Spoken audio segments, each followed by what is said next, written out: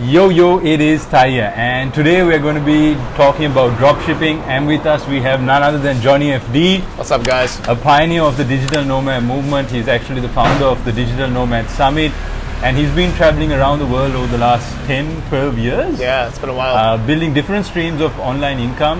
And I primarily know him from the time I was in Thailand, and I thought he'd be a great guy to have on to talk about dropshipping.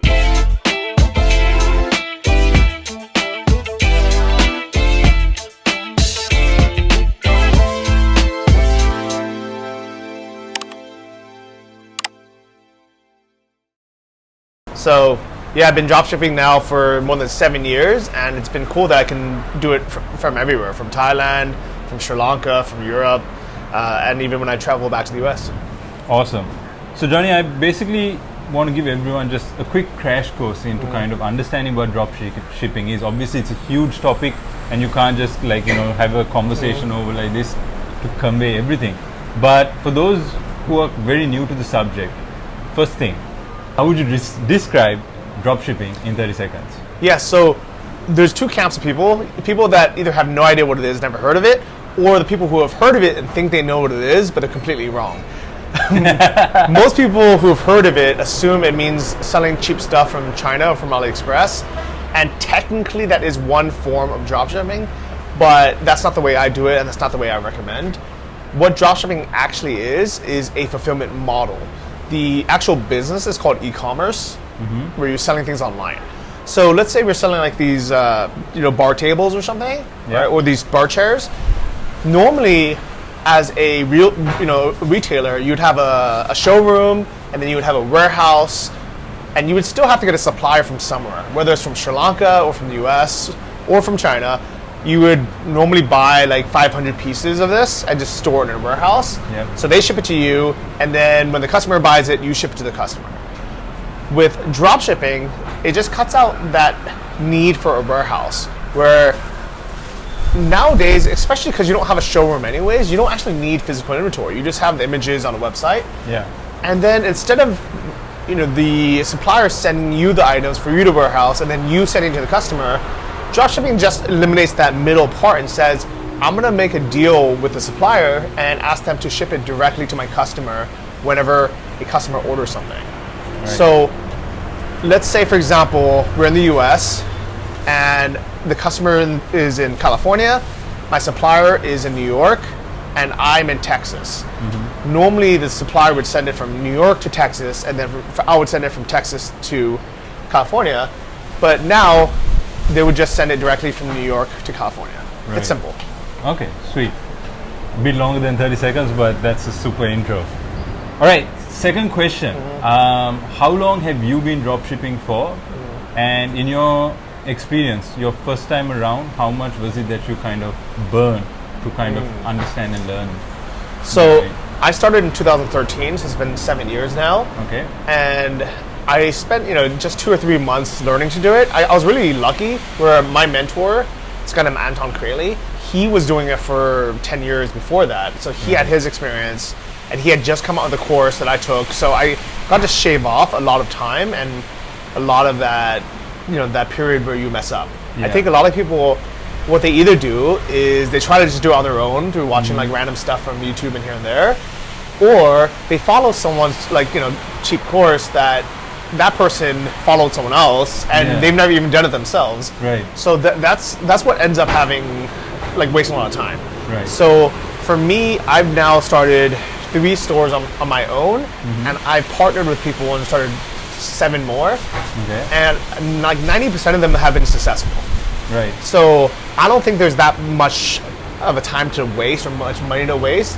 For most people, it's going to be 2 months and let's say $500 worth of ads. Right. But if you're following a method that works, there's not really any other waste besides that. Awesome. And would you say even when it comes to selecting your product and stuff, there is an actual science behind it as to how you kind of identify a product that would sell? Or is there an element of luck that is involved there? It's kind of both, right? Because if you are following a formula, and a lot of people want to use like software or like ranking and trackers to kind of figure out what is the most searched items or what's the most popular items. Yeah. The problem with that is if you're using that data, everyone else is as well. So this is why people who sell on like Amazon, by the way, have so much competition because they might find something that's a hot seller, but by the time they actually get the product and start selling it, 500 other people also found the same product. So I like going kind of a little bit more old school, where I just kind of make a list, a manual list on a spreadsheet of things that could potentially work. And then I ask myself a very simple question. If I was a customer looking to buy this, is there a website that I would rather buy it from? Like, how easy is the process for me to buy from? Like, why not buy it from me? Right. And it's really that simple. If the process is a little bit difficult for people to look and buy, like some of the websites are really old, they're not mobile responsive, or the shipping isn't included. You have to go through like 3 steps to get a price. Yeah. Or worse, the price isn't displayed and it says like contact us to get a quote. Like it is in Sri Lanka. Yeah. There's a lot of room for you to come in and say, you know what, I'm just gonna make the experience easier for everyone. And that's literally what I did for my first store. I looked at the competition, they had ugly websites, and then they had call for a quote. And I was like, I'm gonna go in and destroy these guys, and I did. Sweet, that's awesome.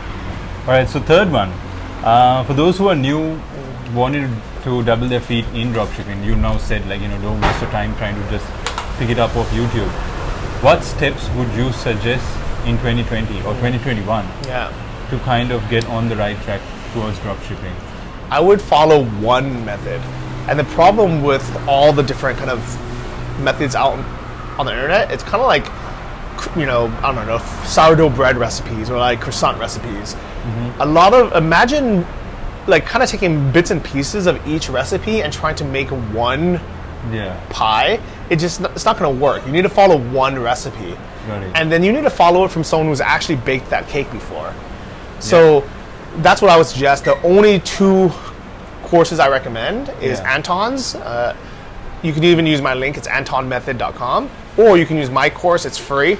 Mine's dropshiplab.com. Just follow one of the 2 and don't try to be like, oh yeah, but I see this course on Udemy here, I see this course on Etsy, or I see this course on Skillshare, let me just put them all together.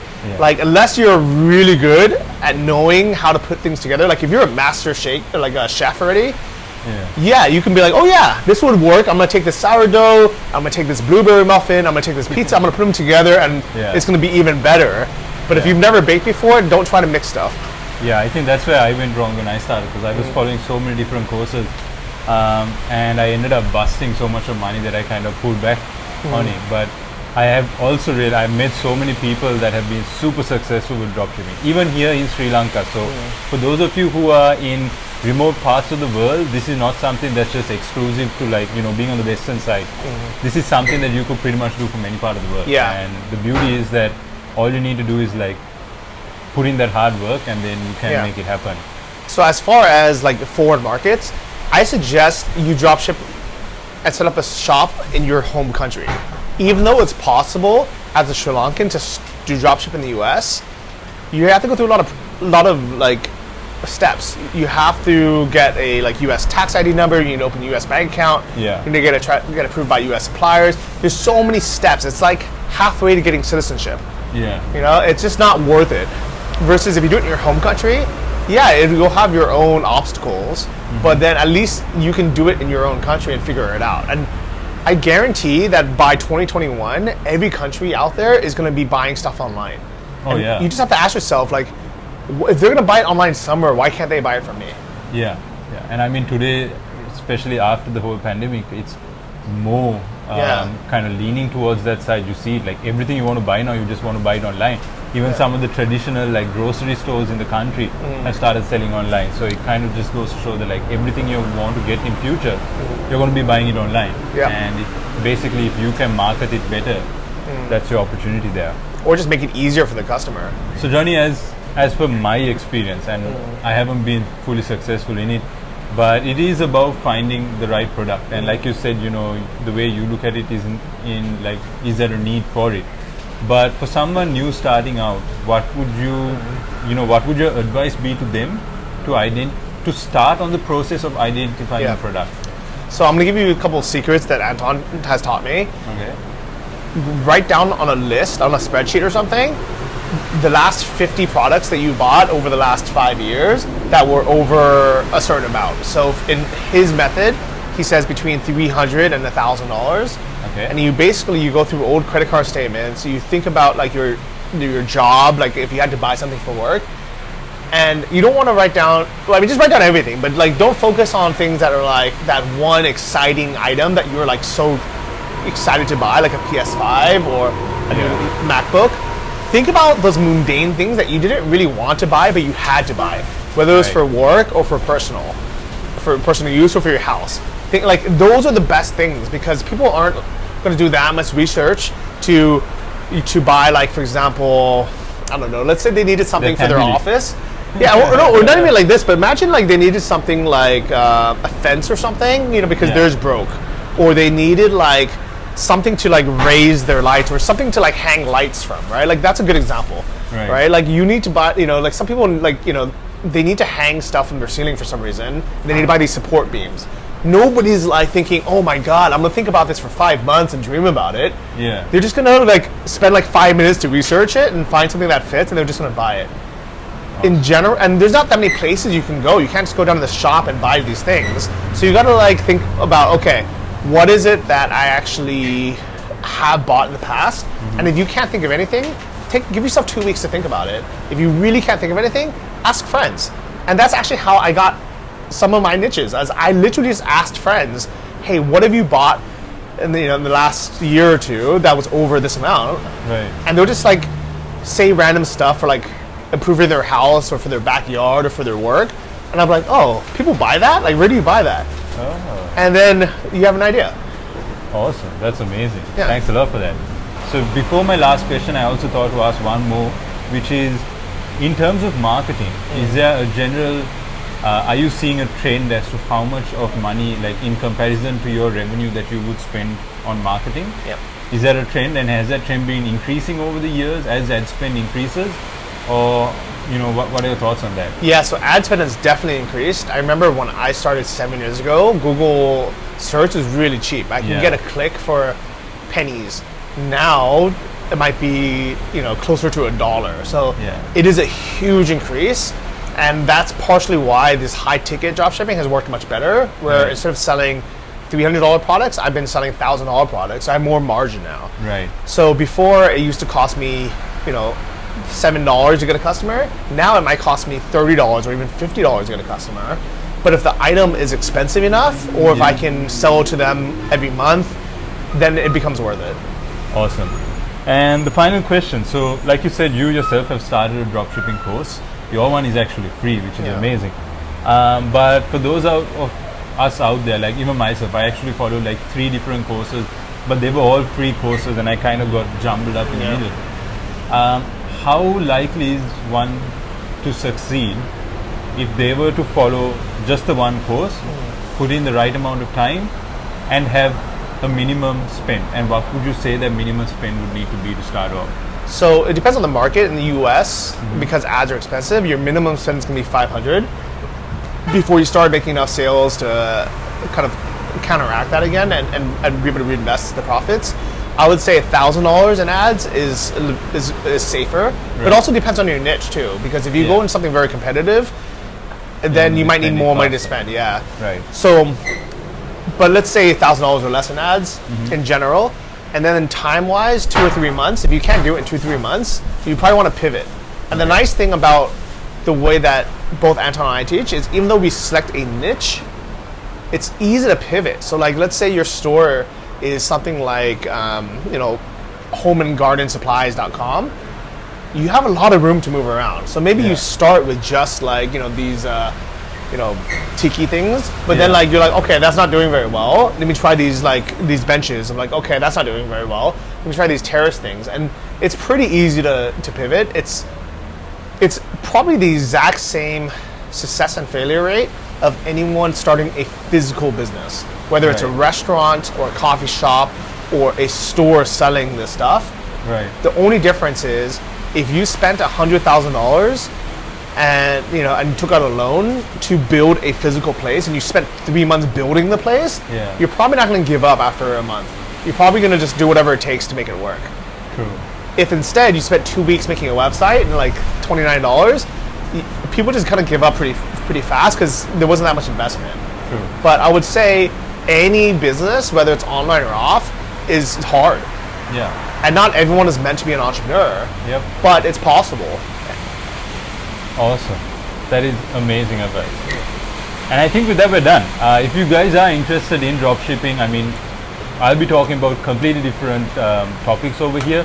But if you all are interested in dropshipping, make sure you check out Johnny's channel. He's got an amazing course out there.